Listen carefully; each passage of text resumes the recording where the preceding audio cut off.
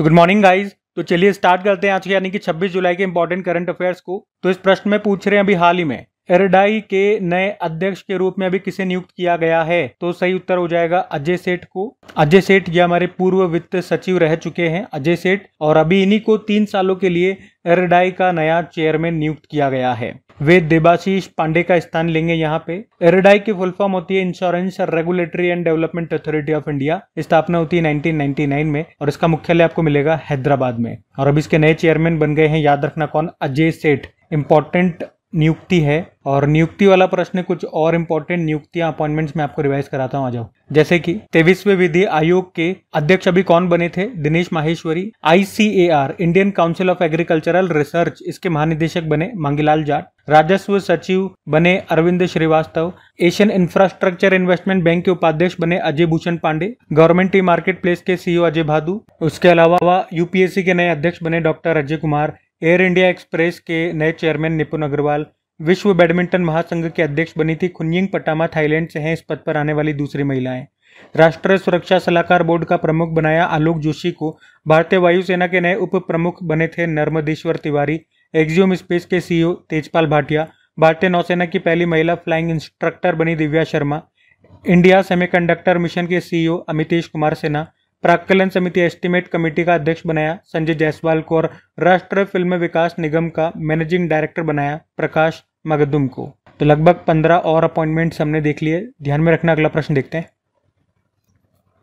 फिर अगले में पूछ रहे हैं हाल ही में किसने ट्रेसर्स मिशन लॉन्च किया। तो आंसर होगा नासा। तो पृथ्वी का चुंबकीय क्षेत्र सौर तूफानों और अंतरिक्ष मौसम से पृथ्वी की रक्षा कैसे करता है, इसी को बेहतर ढंग से समझने के लिए नासा ने ये ट्रेसर्स मिशन को अभी लॉन्च किया है। फुल फॉर्म भी है ट्रेसर्स की, क्या है, tandem reconnection and cusp electrodynamics reconnaissance satellite. तो इस मिशन का उद्देश्य है मैग्नेटिक कनेक्शन का अध्ययन करना। ये एक ऐसी प्रक्रिया है जिसमें सूर्य का चुंबकीय क्षेत्र पृथ्वी के चुंबकीय कवच के साथ क्रिया करता है, जिससे ऊर्जा विस्फोट होता है जो उपग्रहों, पावर ग्रिड और संचार को प्रभावित कर सकता है। तो इस मिशन को स्पेस एक्स के फॉल्कन 9 रॉकेट से लॉन्च किया गया। अभी इसमें अभी 2 छोटे सैटेलाइट्स को लॉन्च किया गया, मतलब 2 छोटे सैटेलाइट्स इस मिशन में शामिल हैं। और ये दोनों सैटेलाइट्स पोलर कस्प की स्टडी करेंगे। पोलर कस्प मतलब क्या हो गया, ये नॉर्थ पोल का वो क्षेत्र है जहां पर पृथ्वी की मैग्नेटिक फील्ड सौर गतिविधियों से सबसे ज्यादा प्रभावित होती है। तो वहां पर इन सैटेलाइट्स को लगाया जाएगा और फिर वहां पर ये स्टडी करेंगे। तो सिंपल सा आपको याद रखना है, ट्रेसर्स मिशन मैंने आपको समझा दिया किस लिए है, लेकिन एग्जाम में पूछेगा कि ये किसने लॉन्च किया, तो नासा ने। अब पहले तो मैं आपको नासा के बारे में बताता हूँ। नासा फुल फॉर्म क्या हो गई, national aeronautics and space administration. स्थापना होती है 1958 में। इसका हेडक्वार्टर मिलेगा वॉशिंगटन DC में। नासा ने कुछ मिशंस लॉन्च किए, वो मैं आपको रिवाइज कराता हूँ। स्पेस मिशन नासा ने लॉन्च किया था, ओशन और एटमॉस्फेयर की स्टडी करना इसका उद्देश्य है। आर्टेमिस मिशन के जरिए फिर से इंसानों को चांद पर भेजेगा नासा, और इसमें एक महिला भी होगी, क्रिस्टिना कोच नाम है। डाविंची मिशन 2029 में शुक्र यानी कि वीनस के पास से उड़ान भरेगा ये, और इसके कठोर वातावरण का पता लगाएगा। ये सब नासा ही लॉन्च करेगा, है ना भाई, नासा पढ़ रहे हैं तो उसी के अंतर्गत वाले सारे मिशन मैं आपको लॉन्च करा रहा हूँ। एक निसार मिशन हम लॉन्च करेंगे, नासा और भारत मिलकर के। इसका फुल फॉर्म देखो ना क्या होता है, NASA ISRO satellite aperture radar. इसको भारत से लॉन्च किया जाएगा। और नासा ने नियोवाइज टेलीस्कोप मिशन को समाप्त कर दिया। टेंजर 1 सैटेलाइट लॉन्च किया था नासा ने फाल्कन 9 रॉकेट से। ये कार्बन डाइऑक्साइड और मीथेन के प्रमुख उत्सर्जकों का पता लगाएगा। और नासा ने मार्स यानी कि मंगल पर सल्फर मिलने की घोषणा की थी। वहां पर नासा का एक मार्स क्यूरोसिटी रोवर है, उसी ने सल्फर की खोज की है। नासा ने मंगल के लिए चेपिया प्रोजेक्ट भी लॉन्च किया था।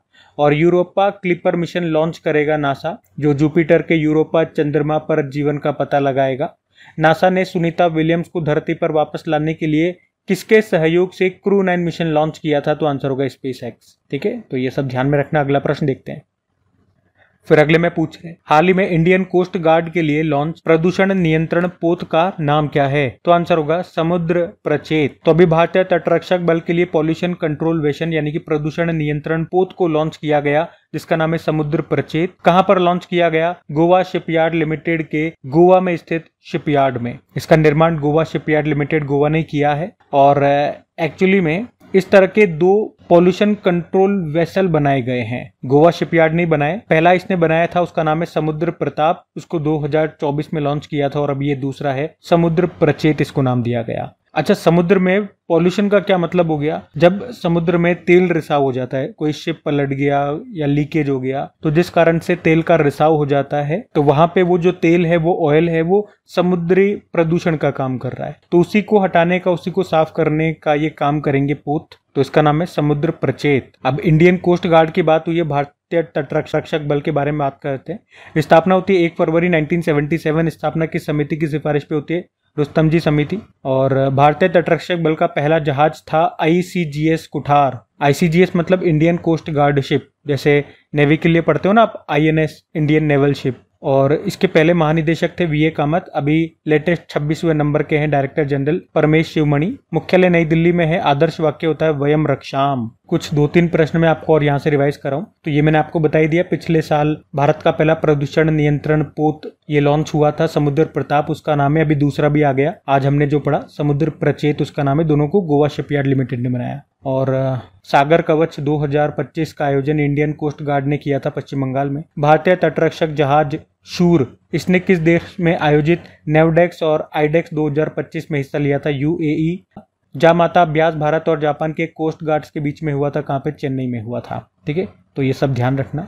अच्छा, एक प्रश्न मैं आपको देता हूँ, ये आपका होमवर्क प्रश्न है, बताना कि भारत की पहली स्वदेशी डाइविंग सपोर्ट वेसल का नाम क्या है? भारत का पहला इंडिजिनस डाइविंग सपोर्ट वेसल का नाम मैंने आपसे पूछा है, बताइएगा। हम अगला प्रश्न देखते हैं। फिर अगले में पूछ रहे हैं, हाल ही में सामूहिक प्रतिवेदन मंच नामक प्लेटफॉर्म अभी किसने लॉन्च किया? तो आंसर होगा सेबी ने। इसे इंग्लिश में भी यही कहेंगे, सामूहिक प्रतिवेदन मंच, और इसे अभी सेबी ने लॉन्च किया है। उद्देश्य है स्टॉक ब्रोकर्स को कंप्लायंस रिपोर्टिंग के लिए सिंगल प्लेटफॉर्म देना। कंप्लायंस रिपोर्टिंग का मतलब हो गया, जो स्टॉक ब्रोकर्स होते हैं वो कई सारे एक्सचेंजेस पर रजिस्टर्ड होते हैं, जैसे कि बॉम्बे स्टॉक एक्सचेंज हो गया, नेशनल स्टॉक एक्सचेंज हो गया, और स्टॉक ब्रोकर्स को समय समय पर इन एक्सचेंजेस को रिपोर्ट भी देनी होती है। इन रिपोर्ट्स का उद्देश्य यही होता है कि स्टॉक ब्रोकर्स सारे रूल्स को, सारे रेगुलेशंस को फॉलो कर रहे हैं या नहीं कर रहे हैं, वो इस रिपोर्ट से पता लगाया जाता है। तो ये सामूहिक प्रतिवेदन मंच आने के बाद स्टॉक ब्रोकर्स को अब सिर्फ एक बार रिपोर्ट भेजनी होगी, बाकी ये जो प्लेटफॉर्म है इस रिपोर्ट को सभी एक्सचेंजेस को आगे भेज देगा। उन्हें हर एक्सचेंजेस को अलग अलग से रिपोर्ट भेजने की जरूरत नहीं है। तो यह है सामूहिक प्रतिवेदन मंच। इस प्लेटफॉर्म को सेबी ने लॉन्च किया। सेबी के बारे में जानते हैं। सेबी की स्थापना वैसे आपको पता है 1988 में भारत सरकार ने कर दी थी, लेकिन आधिकारिक तौर पर सेबी को कानूनी मान्यता मिलती है 1992 में। हेडक्वार्टर मुंबई में है। अध्यक्ष तुहिन कांत पांडे हैं 11वें नंबर के। पहले अध्यक्ष पूछेंगे तो SS दवे। पहली महिला अध्यक्ष पूछेंगे तो माधवी पूरी बुच रह चुकी हैं। कुछ करंट अफेयर्स के प्रश्न आपको सेबी से रिवाइज करवाएं। चलो, सेबी ने निवेशकों की शिकायतों का समाधान करने के लिए स्कोर 2.0 सिस्टम लॉन्च किया था। सेबी ने निवेशकों के लिए सारथी 2.0 ऐप भी लॉन्च किया था। और द एशियन बैंकर ने एशिया प्रशांत में best conduct of business regulator का पुरस्कार दिया था सेबी को। विशेष निवेश कोष स्पेशलाइज्ड इन्वेस्टमेंट फंड, जिसे आप SIF बोलोगे, इसका गठन किसने किया? सेबी ने। आई स्पोर्ट पोर्टल को भी सेबी ने लॉन्च किया। और सेबी ने ही धरोहर नाम से सिक्योरिटीज मार्केट के लिए डिजिटल ज्ञान भंडार शुरू किया। सेबी ने लॉन्च किया मित्र प्लेटफॉर्म। और सेबी ने ही सेवा नाम से वर्चुअल असिस्टेंट भी लॉन्च किया। बॉन्ड सेंट्रल पोर्टल, इसको भी सेबी ने लॉन्च किया था कॉर्पोरेट बॉन्ड मार्केट को सरल और सुलभ बनाने के लिए। और सेबी के भी एग्जीक्यूटिव डायरेक्टर बने थे सुनील कदम। ठीक है, तो सेबी से भी ये सब करंट अफेयर्स के प्रश्न स्टैटिक हो गए, ध्यान में रखना। अगला प्रश्न देखते हैं। फिर अगले में पूछ रहे हैं, हाल ही में समुद्री वित्त शिखर सम्मेलन 2025 का आयोजन ये कहां पर किया गया? तो आंसर होगा नई दिल्ली में। तो समुद्री वित्त पोषण शिखर सम्मेलन 2025 यानी कि मैरीटाइम फाइनेंसिंग समिट अभी 24 जुलाई को हुआ। ये कहां पर? नई दिल्ली में। इसका आयोजन किया केंद्रीय बंदरगाह, जहाजरानी और जलमार्ग मंत्रालय ने, जिसके मंत्री हैं सर्बानंदा सोनोवाल, यानी कि शिपिंग मिनिस्ट्री ने इसका आयोजन किया। उद्देश्य है नीली अर्थव्यवस्था, ब्लू इकोनॉमी को बढ़ावा देना। ठीक है, तो ये ध्यान रखना। वैसे ये सम्मेलन वाला प्रश्न है, कुछ इंपॉर्टेंट सम्मेलन समिट्स में आपको और रिवाइज कराता हूँ। आ जाओ देखो। अगर पूछे राष्ट्रीय पर्यावरण सम्मेलन अभी हुआ कहाँ पे था? नई दिल्ली में, जिसका उद्घाटन हमारी प्रेसिडेंट द्रौपदी मुर्मू जी ने किया था। और 2025 में छठा बिम्स्टिक समिट हुआ थाईलैंड में, बैंकॉक थाईलैंड में। और अगले 2 सालों के लिए इसकी अध्यक्षता किसे सौंप दी गई है? बांग्लादेश को। और 14वीं एशियाई मत्स्य पालन और जलीय कृषि फोरम की जो बैठक हुई थी अभी भारत में हुई थी नई दिल्ली में, दूसरी बार भारत ने होस्ट किया। 12वां वर्ल्ड गवर्नमेंट समिट अभी दुबई में हुआ। महिला सुरक्षा और सशक्तिकरण पर स्तरीय शिखर सम्मेलन हुआ हैदराबाद में। 9वां ग्लोबल टेक्नोलॉजी समिट हुआ नई दिल्ली में, जिसकी थीम है संभावना। 3री बिम्स्टेक कृषि मंत्री स्तरीय बैठक ये काठमांडू में हुई। 150वां इंटर पार्लियामेंट्री यूनियन समिट हुआ उज्बेकिस्तान में। विश्व बैंक के सहयोग से पेंशन पर पहला अंतर्राष्ट्रीय शोध सम्मेलन ये हुआ नई दिल्ली में। बुद्ध धम्म और पूर्वोत्तर भारत की संस्कृति पर अंतर्राष्ट्रीय सम्मेलन हुआ अरुणाचल प्रदेश में। 6ठा इंडिया स्टील 2025 का आयोजन हुआ मुंबई में। केंद्रीय खाद्य प्रसंस्करण मंत्रालय ने सुफलाम 2025 कार्यक्रम के दूसरे संस्करण का आयोजन कहां पर किया? सोनीपत हरियाणा। 4थी भारत मध्य एशिया वार्ता 2025 हुई थी कहां पे? नई दिल्ली में। ठीक है, तो ये सभी ध्यान में रखना। अगला प्रश्न देखते हैं। फिर अगले में पूछ रहे हैं हाल ही में आयकर दिवस ये कब मनाया गया? तो आंसर होगा 24 जुलाई को। तो हर साल 24 जुलाई को इनकम टैक्स डे के रूप में मनाया जाता है। कब? 24 जुलाई को। 24 जुलाई को ही क्यों? क्योंकि 24 जुलाई 1860 में सर जेम्स विल्सन ने भारत में इनकम टैक्स की शुरुआत की थी, इसीलिए 24 जुलाई को मनाते हैं। थीम भी है a journey of digital transformation, digital परिवर्तन की एक यात्रा। और जेम्स विल्सन के नाम से एक और पॉइंट आपको याद आएगा, भारत में बजट की शुरुआत भी इन्होंने की थी। ये याद रखना, इनकम टैक्स डे। इसी तरह से एक जीएसटी डे तो आपको याद होगा ही सही। 1 जुलाई 2017 को जीएसटी भारत में लागू हुआ था, तो 1 जुलाई को जीएसटी डे मनाते हैं। GST goods and service tax, ये एक तरह का इनडायरेक्ट टैक्स है। और इनकम आपको बताइए एक तरह का डायरेक्ट टैक्स है, जिस पे लगता है उसी को चुकाना होता है। अब ये डे वाला प्रश्न है, आप देख रहे होंगे बहुत दिनों से जब भी डे वाला प्रश्न आ रहा है, हर बार जुलाई के सारे इंपॉर्टेंट डेज में आपको रिवाइज करा रहा हूं। आज मैं आपको रिवाइज नहीं कराऊंगा, आप आज खुद से कोशिश करना जुलाई के सारे इंपॉर्टेंट डेज लिखकर देखने की कि आपको याद है या नहीं है। फिर अगली बार जब भी डे वाला प्रश्न आएगा मैं आपको फिर से रिवाइज कराऊंगा, लेकिन एक बार आप खुद भी टेस्ट लगाया करो, एक आध महीने, और महीने में 2-3 बार मैं इसी तरह से आपसे खुद से टेस्ट लगवाता हूं, ताकि आप खुद भी खुद का एनालिसिस करते हुए चलो। ठीक है, हम अगला प्रश्न देखते हैं।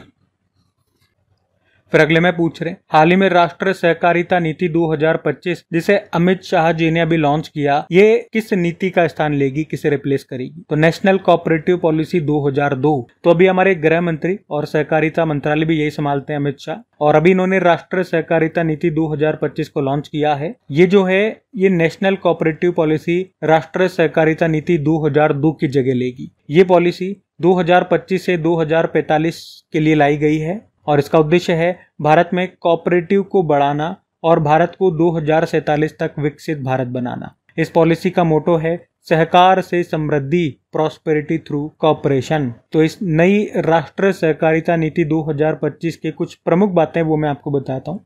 जैसे कि इसमें कहा गया है कि अगले 5 साल में कृषि यानी कि एग्रीकल्चर, डेयरी और फिशरी के क्षेत्र में 2 लाख नए कोऑपरेटिव बनाना है। कोऑपरेटिव सेक्टर को मॉडर्न बनाना है और डिजिटल टूल्स को बढ़ाना है।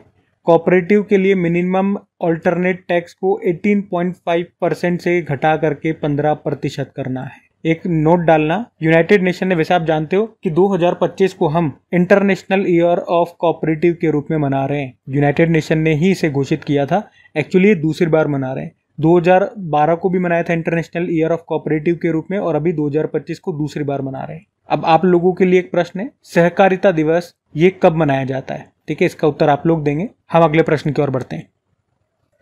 फिर अगले में पूछ रहे हैं हाल ही में travel plus leisure world's best awards 2025 में शामिल भारत का एकमात्र हवाई अड्डा कौन सा है? तो आंसर होगा मुंबई का। तो ट्रेवल प्लस लीजर ने दुनिया के टॉप 10 बेस्ट एयरपोर्ट्स की अभी सूची जारी की है और इस लिस्ट में भारत का एकमात्र एयरपोर्ट शामिल है।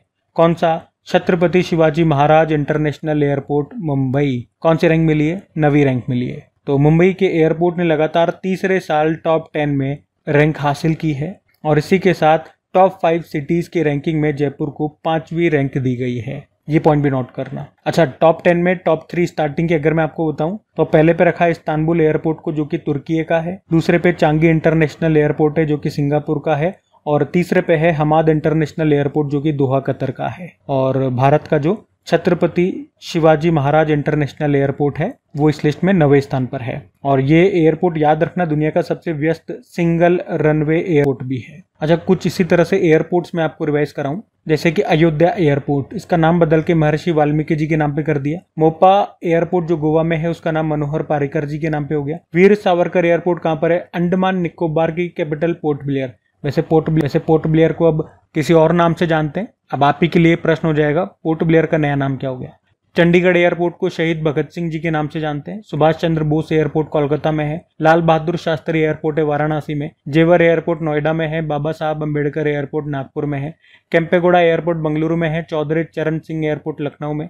जयप्रकाश नारायण इंटरनेशनल एयरपोर्ट पटना बिहार में है। पुणे एयरपोर्ट का नाम जगत गुरु संत श्रेष्ठ तुकाराम महाराज जी के नाम पे हो गया। ठीक है, तो ये सब एयरपोर्ट्स न्यूज में है, ध्यान में रखना। अगला प्रश्न देखते हैं। फिर अगले में पूछ रहे किस देश के द्वारा ब्रह्मपुत्र नदी पर विश्व का सबसे बड़ा बांध बनाया जा रहा है? तो आंसर होगा चाइना। तो चाइना ये यारलुंग तसांगपो नदी, जिसे भारत में ब्रह्मपुत्र कहते हैं, उस पर ये विश्व का सबसे बड़ा बांध बना रहा है, डैम बना रहा है। ये दुनिया का सबसे बड़ा हाइड्रो पावर डैम है और इसे साउथ ईस्ट तिब्बत में नमचा बारवा के पास बनाया जा रहा है। और नमचा बारवा क्या है? ये एक हिमालयन माउंटेन रेंज है जहां से ब्रह्मपुत्र नदी यू शेप बना करके भारत के अरुणाचल प्रदेश में आती है। इसमें जो बिजली उत्पादन की जो क्षमता है, कैपेसिटी बताई जा रही है, वो 60,000 मेगावाट है। वैसे भारत इस डैम का विरोध कर रहा है और अरुणाचल प्रदेश के जो मुख्यमंत्री पेमा खांडू जी, उन्होंने तो इसे वाटर बॉम्ब तक कह दिया। और आपको बता दूं कि अभी मतलब जब भी ये बनकर तैयार नहीं हुआ तब तक दुनिया का सबसे बड़ा हाइड्रो पावर डैम ये है थ्री जॉर्ज डैम, जो कि चाइना में ही है और इसकी कैपेसिटी है 22,500 मेगावाट की और इस नए वाले की होगी 60,000 मेगावाट। अच्छा, एक पॉइंट नोट करना कि विश्व का सबसे बड़ा नदी द्वीप माजुली द्वीप ये ब्रह्मपुत्र नदी पर ही आपको मिलेगा। अब बात यहाँ पे चाइना की हो रही है तो लेकर के चलते हैं चाइना। ये रहा मैप में चाइना। कैपिटल बीजिंग हो गई है। यहाँ पर आपको शंघाई कोऑपरेशन ऑर्गेनाइजेशन का एशियन इंफ्रास्ट्रक्चर इन्वेस्टमेंट बैंक का मुख्यालय मिल जाएगा।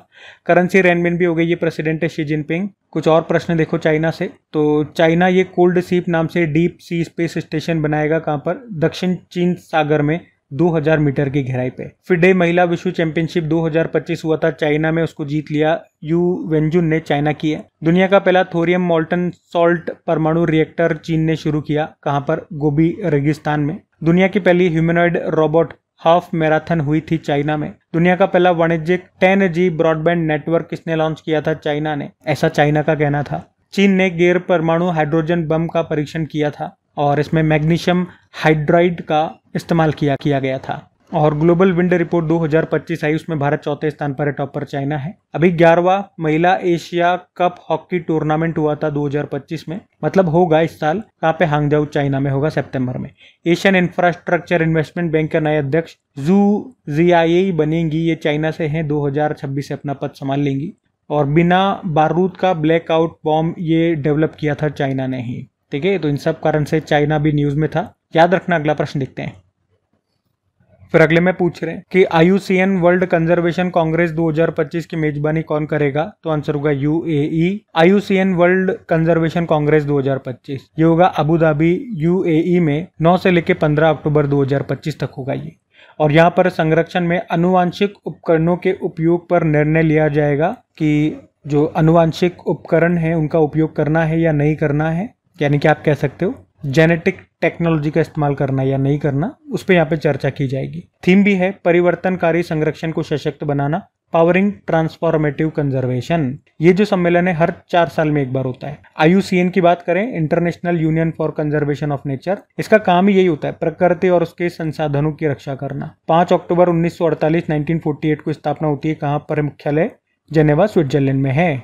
डायरेक्टर जनरल हैं ग्रिथल एगुलर। जो रेड डेटा बुक आप पढ़ते हो वो यही जारी करता है। बाकी ये थी आज की हमारी करंट अफेयर्स की क्लास। कमेंट करके जरूर बताना सेशन आपको कैसा लगा। अच्छा लगा तो प्लीज वीडियो को सपोर्ट जरूर करना, अपने दोस्तों के साथ में स्टडी ग्रुप में शेयर करके। वीडियो को लाइक नहीं करा तो लाइक कर देना। बाकी डेली इसकी क्विज अपलोड होती है जहाँ पे जाकर के आप इन क्वेश्चंस की प्रैक्टिस कर सकते हैं। प्रैक्टिस का मतलब ये हो गया, या प्रैक्टिस क्यों आपको करनी है? ताकि एग्जाम टाइम पे इन क्वेश्चंस को आप भूलो नहीं। तो प्रैक्टिस बहुत जरूरी है, रिवीजन बहुत जरूरी है। बाकी टेलीग्राम पे आपको PDF मिली जाती है। टेलीग्राम और एप्लीकेशन दोनों का लिंक डिस्क्रिप्शन बॉक्स में है। वैसे एप्लीकेशन को डायरेक्ट आप गूगल प्ले स्टोर से भी इंस्टॉल कर सकते हैं। बाकी चलो अभी कल के करंट अफेयर्स का क्विक रिवीजन कर लेते हैं। तो कल पहला प्रश्न पूछा था कि भारत का कौन सा शहर चौथे विश्व खाद्य भारत 2025 की मेजबानी करेगा? नई दिल्ली। राष्ट्रीय प्रसारण दिवस मनाया गया 23 जुलाई को। और Garden Reach shipbuilders and engineers ने कोलकाता में कौन सा 8वां और अंतिम anti submarine vessel shallow water craft को लॉन्च किया? INS अजय। किस राज्य ने मुख्यमंत्री विदेशी भाषा पहल शुरू की? Assam. One time regularisation scheme 2025 कहां पर लॉन्च की गई? पुडुचेरी। भारतीय वायुसेना ने सितंबर 2025 तक किस लड़ाकू विमान को सेवानिवृत्त करने की घोषणा की? मिग-21। ओलंपिक और पैरालंपिक में स्वर्ण पदक जीतने वालों को 7 करोड़ रुपए का नगद पुरस्कार कौन देगा? दिल्ली। और अभी हेनले पासपोर्ट इंडेक्स 2025 में भारत कौन से स्थान पर रहा? 77। मॉर्गन स्टैनली के अनुसार भारत कब तक दुनिया की तीसरी सबसे बड़ी अर्थव्यवस्था बन जाएगा? तो आंसर होगा 2028। और आखिरी प्रश्न था, पद्मश्री रतन थियम का निधन हो गया, वे क्या थे? रंगमंच कलाकार। चलो कल का भी होमवर्क प्रश्न देख लेते हैं और सेशन एंड करते हैं। तो कल आपसे पूछा था, सूर्यमुखी देवी का निधन हो गया, उन्हें किस वर्ष पद्मश्री से सम्मानित किया गया था? तो आंसर होगा 2025। आप सभी ने प्रश्न का बिल्कुल सही उत्तर दिया। अब ये आज का आपका होमवर्क प्रश्न।